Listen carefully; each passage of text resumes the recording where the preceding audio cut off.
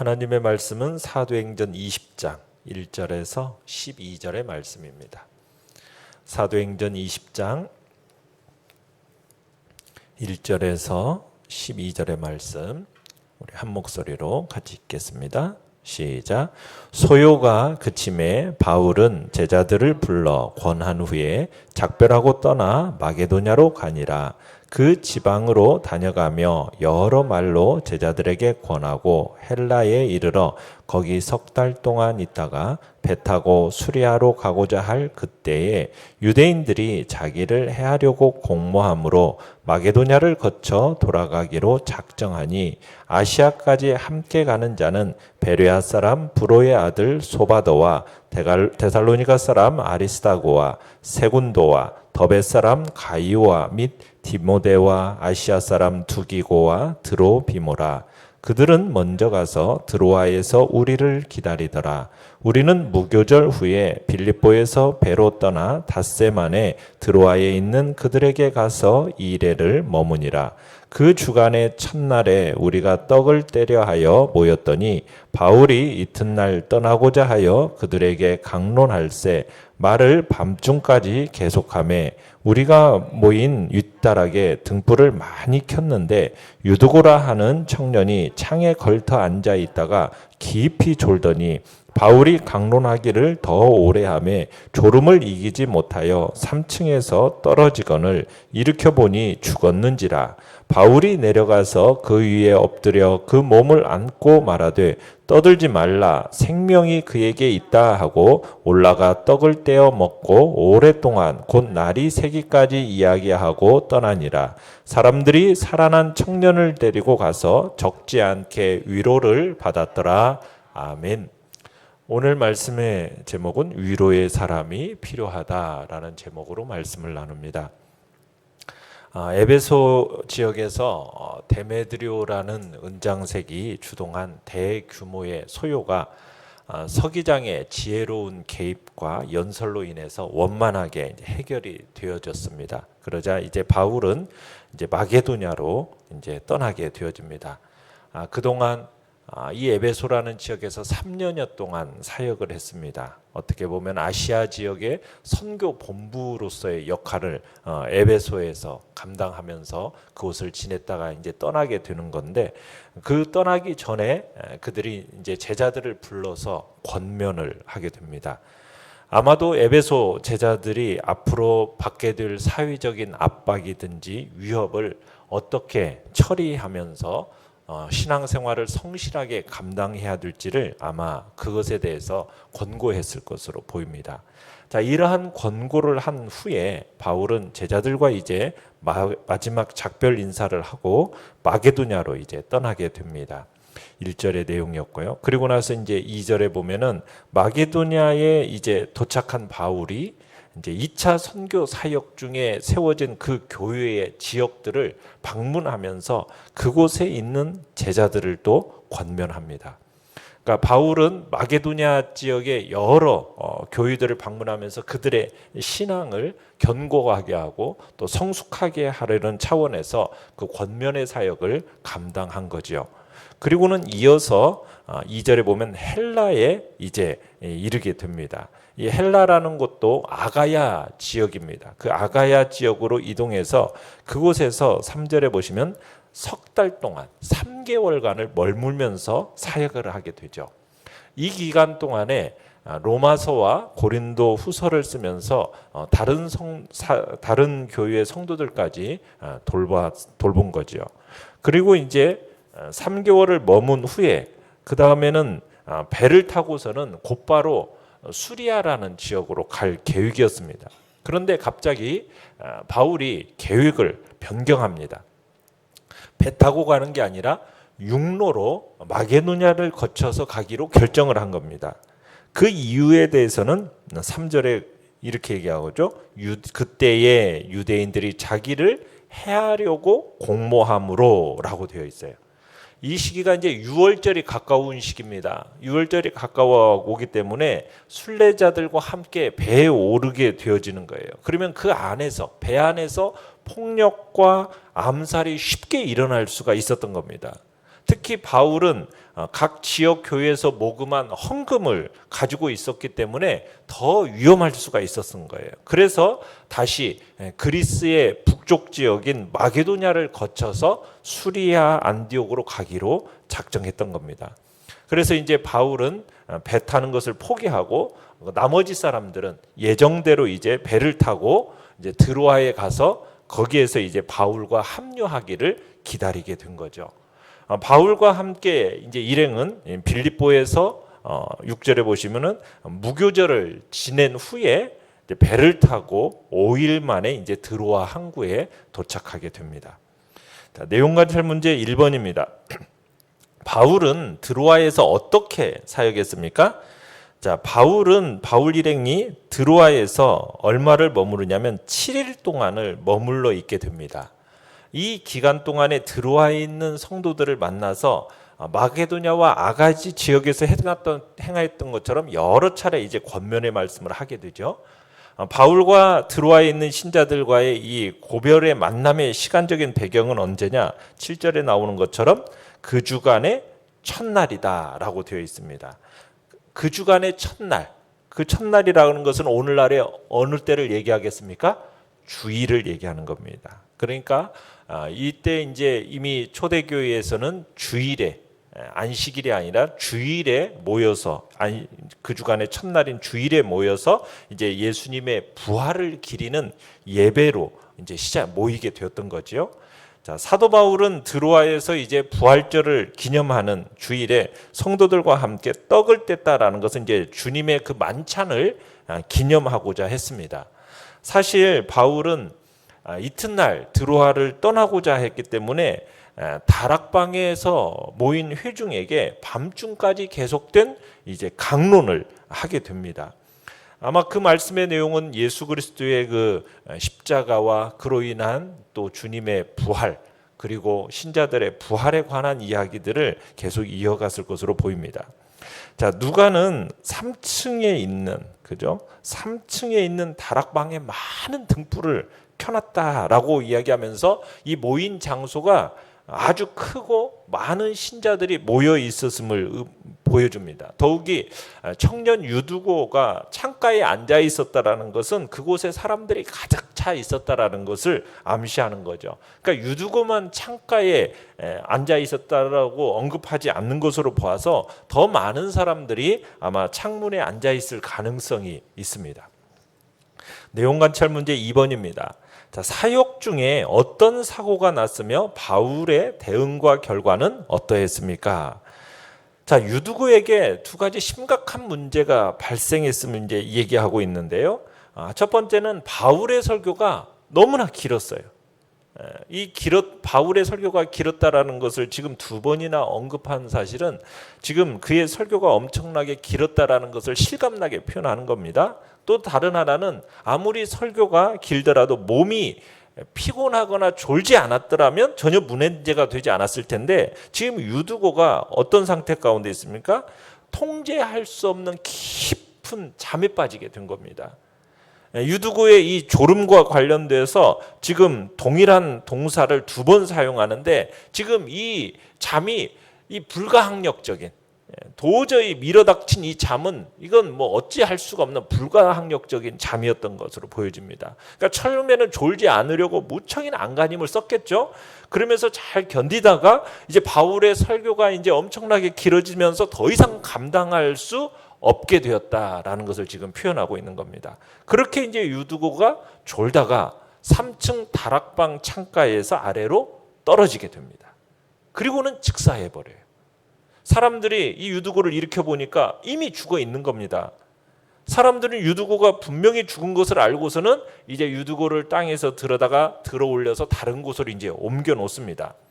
자, 유두고의 죽음으로 인해서 지금까지 은혜로웠던 그 순간이 그만 장례식장으로 이제 돌변할 위기에 처해버린 겁니다. 아마 이때는 막 부활의 소망에 관해서 강론을 하고 있었을 거예요. 그런데 지금 사도 바울에게 너무나도 당혹스럽고 낭패로스러운 사건이 아닐 수가 없는 거죠. 그래서 바울은 하던 설교를 이제 중단하고 10절에 보면 내려가죠. 그곳에 내려가서 이제 아래층으로 내려가서 죽어버려서 이제 완전히 몸이 식어버린 유두구의 몸 위에 자기의 몸을 포개어서 엎드립니다. 그러니까 바울은 죽은 청년의 몸을 안고서는 지금 죽음의 기운에 지배하는 공동체를 향해서 뭐라고 10절에 선언을 합니까? 떠들지 말라. 생명이 그에게 있다. 이렇게 선언을 합니다. 이 말을 좀 더 정확하게 해석하자면 그런 겁니다. 너희들은 소란에 빠지지 말라. 왜냐하면 그의 목숨이 그 안에 있기 때문이다. 이렇게 얘기하는 거예요. 여기서 소란에 빠지다라는 단어는 죽음에 대한 슬픔의 반응을 묘사하는 단어입니다. 그때 등장하는 단어예요. 그래서 그곳에 모인 사람들이 지금 유두고의 추락사로 인해서 슬픈 반응, 얼마나 슬픈지 그 슬픈 반응을 지금 표현하는 겁니다. 지금 소란스럽게 그냥 막 이제 애통해하는 거죠. 유두고의 죽음으로 인해서 야기된 그 심정적인 어떤 소요가 막 얼마나 심각했는지를 지금 보여주는 단어인 겁니다. 자, 그런 상태 가운데서 이제 바울이 마치 구약 시대 때 엘리야가 사르밧 과부의 아들의 시신 위에 자기 몸을 3번씩이나 포개고서는 나의 하나님이여 원컨대 이 아이의 혼으로 그 몸으로 돌아오게 앞서서 막 부르짖었었잖아요. 그와 같이 또 엘리사가 수넴 여인의 죽은 아이에게 올라가 가지고 엎드려서 입과 눈과 손을 이렇게 자기 아이의 입과 손과 이렇게 포갠 것처럼, 그런 것처럼 지금 바울이 죽어 있는 그 유두고의 위에 엎드려서 기도를 했던 겁니다. 자, 이런 급박한 상황 속에서 하나님이 즉각적으로 간섭하지 않는다면요, 아마 사태는 심각하게 전개되었을 가능성이 없지 않습니다. 자, 그런데 유두고가 어떻게 되었습니까? 다시 살아났습니다.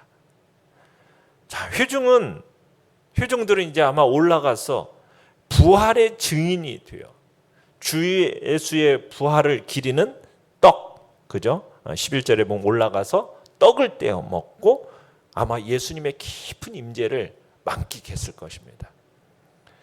자, 바울은 이런 은혜로운 예배에 이어서 계속해서 이제 말씀을 강론을 합니다. 그 강론이 언제까지 되었다고 얘기하고 있어요? 날이 새기까지, 새벽이 되어서야 끝나고 다음 여행지 이제 아소라는 곳으로 향해서 도보 여행을 떠나게 되는 거죠. 그리고 이제 이 드로아에 있는 형제들이 살아난 청년을 데리고 가서 적지 않게 위로를 받았다 이야기하고 있습니다. 참, 이 사건을 통해서 바울은 말씀으로 예수님의 그 부활을 증거했을 뿐만 아니라 부활의 능력을 가지신 하나님, 그분을 인상 깊게 증거했겠죠. 자, 하나님은 앞으로 많은 죽음의 세력과 싸워야 할 그 바울에게 아마 이 유두고의 이 부활을 통해서 또 많은 용기를 얻게 되었을 것입니다. 이제 바울은 그 자신의 메시지 뿐만 아니라 삶으로 이제 부활을 체험하고 사는 사람이 된 거죠. 자, 연구한 묵상 문제 3번입니다. 바울은 왜 밤이 늦도록 강론하고 이야기하는 것을 멈추지 않았습니까? 자, 바울은 지금 드로아에서의 짧은 일정입니다. 그 짧은 일정 동안에라도 어떻게 해서든지 밤새 그들의 영적인 필요를 채워가는 사역하기를 원했기 때문에 지금 늦도록 강론하고 이야기하는 걸 멈추지 않았던 거예요. 여러분, 이 당시만 하더라도요, 이 교회 안에 들어오는 사람들이 노예와 일꾼들이 많았습니다. 그 노예와 일꾼들은 낮 시간에는 모일 수가 없는 거예요. 밤 시간을 제외하면은 예배에 참석할 수 있는 시간이 없었어요. 자, 그런데 이 당시 일몰 시간이 언제였겠습니까? 7시지 않겠어요? 7시경이에요. 그러면은 아침부터 오후 늦게까지 이제 일을 다 마치고 나서 힘든 일과를 마치고 나서 그다음 밥 간신히 어떻게 먹든지 마는지 하고도 7시경에 모였을 거란 얘기예요. 그러면서 이제 바울의 강론을 들었어요. 자, 그런데 여러분 얼마까지 들었다고요? 날이 새기까지 들었다고 했어요. 날이 새기, 새벽까지. 그러면은 보통 이제 날 새는 시간이 오전 5시라고 한다면 저녁 7시부터 5시까지 10시간 동안 바울이 강론을 한 겁니다. 이게 쉬운 일이 아니지 않습니까? 그러나 바울과 같은 어떤 위대한 복음 전도자의 가르침을 듣는다라는 것은 또 매우 귀한 기회였기 때문에 그들에게 있어서 시간이라는 것은 문제될 바가 아니었던 거죠. 또한 바울 또한 열정적으로 이제 말씀을 이렇게 사모하는 그들을 향해서 시간을 낸 이 드로아 청중들을 향해서 지금 자기도 장기간에 걸쳐서 걸어서 지금 여행을 하고 있는 거 아닙니까? 그 여행 동안에 피곤함에도 불구하고 정말 밤새도록 강론을 하는 거예요. 이게 또 긴 시간이 이루어지는 게 그냥 바울이 독단적으로 막 이렇게 강론한 것이 아니라 무려 10시간이나 되는 긴 시간 동안 뭐 혼자서만 막 말했다기보다는 바울이 주도적으로 설교를 했겠지만 청중들의 질문을 받아가면서 그러면서 가르친 것으로 보여져요.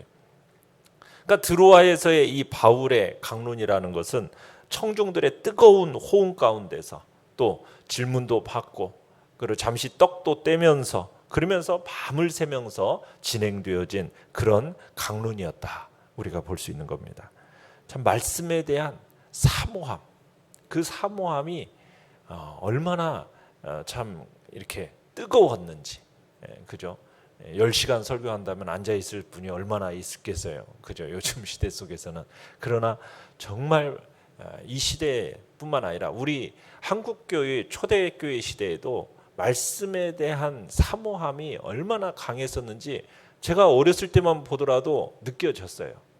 뭐 그냥 부모님들도 어디 부흥회만 한다고 하면은 막 그 부흥회 하는 곳을 쫓아다니는 거예요. 모든 교회들을 다 쫓아다니면서 그 부흥회에 참석해서 말씀을 듣고자 하는 그 사모함이 열정들이 강했던 시기가 우리 한국 교회의 모습이 지금의 모습을 이렇게 키워낸 거죠. 그러나 참 요즘 시대는 그런 모습들이 사라져가는 것이 너무 안타까운 모습이죠. 그러나 어쨌든 또 우리 교회 안에서는 그런 말씀에 대한 사모함과 그 말씀에 대한 열정들이 다시 한번 회복이 되어지고 그 풍성함의 역사가 참으로 우리 안에 나타나기를 간절히 바랍니다. 느낀 점 4번입니다. 교회를 격려하고 온전히 세우고자 가르치는 바울의 모습에서 무엇을 느낍니까? 자, 떠나기 전에 한 말씀이라도 더 전해야겠다. 어떻게 해서든지 그들의 영적인 필요를 채우기 위한 그 사도 바울의 열정, 그게 느껴지는 거죠. 참 과거 바울이 드로아에서 직접 복음을 전해지는 못했어요. 그래서 아마 이곳은 당시 예배소에서 일어났던 그 부흥을 통해서 복음이 전파되어졌고 그리고 교회가 생겨났던 것으로 보여집니다. 그러니까 바울은 자신이 복음을 직접 전하지는 않았지만 교회가 생겨났기 때문에 또 그 말씀 듣기를 갈구하는 많은 청중들이 모인 것에 대해서 굉장히 고무되어졌던 것 같아요. 그래서 바울은 이러한 기쁨과 더불어서 다음 날이면 또 이곳을 떠나야 한다라는 그런 아쉬움, 그 속에서 정말 시간 가는 줄 모르고 말씀을 나누고 교제를 계속했던 거죠.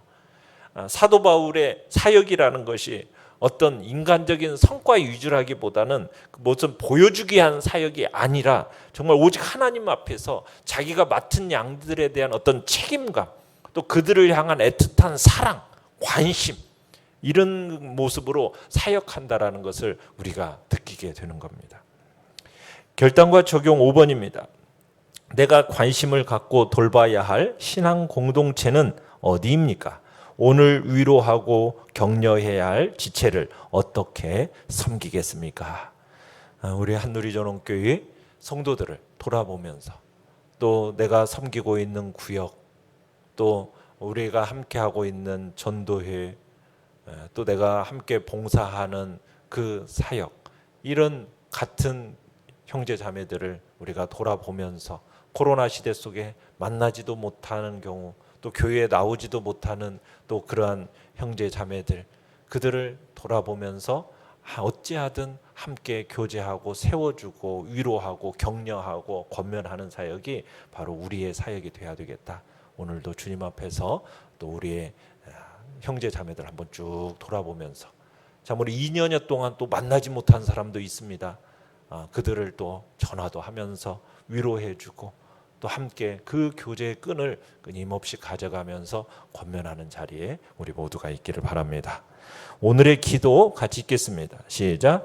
우리 공동체를 위로하고 격려함으로 더욱 건강하게 세워나가게 하소서. 아멘.